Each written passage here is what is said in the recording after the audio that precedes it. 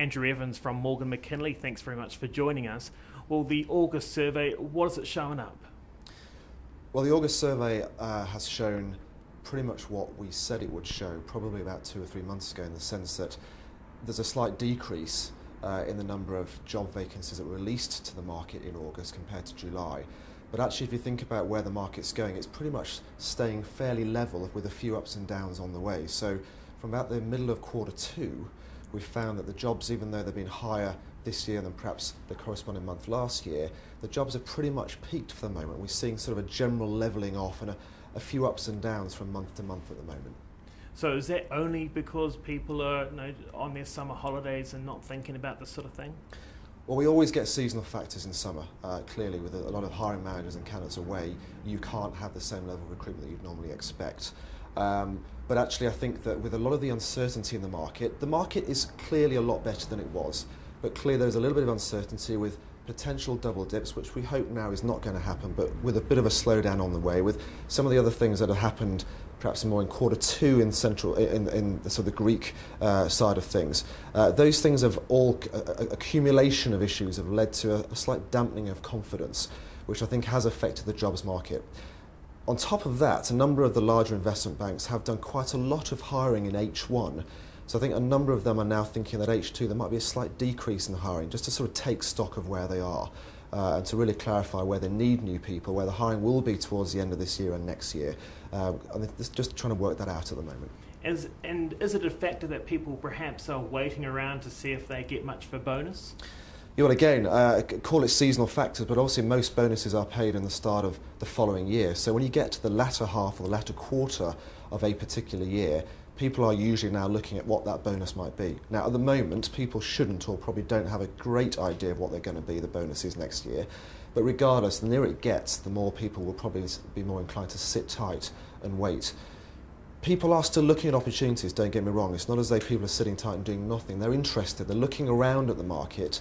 But actually, when push comes to shove, where they actually resign from where they are, when they're, if they're going to get a bonus next year, they possibly won't at this stage.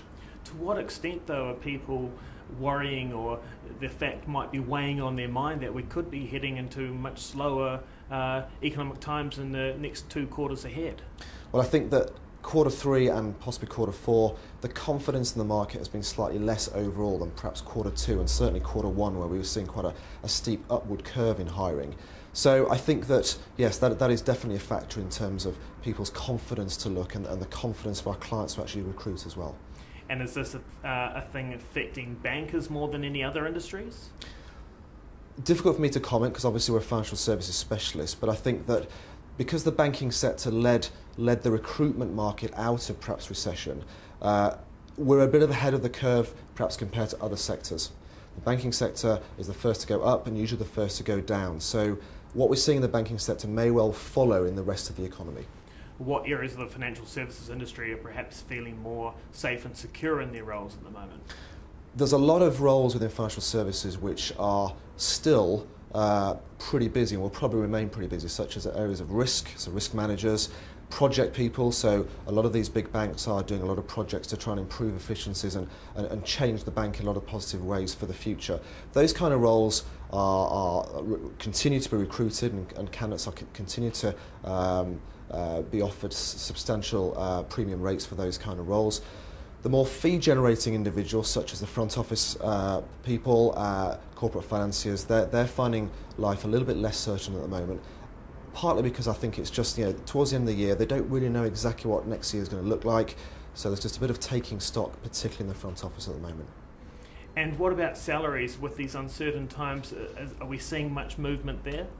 Not a huge amount. The average salary is maintaining itself over the summer, certainly. So we haven't seen a huge amount of change there. A slight overall increase year on year, but nothing substantial at this stage.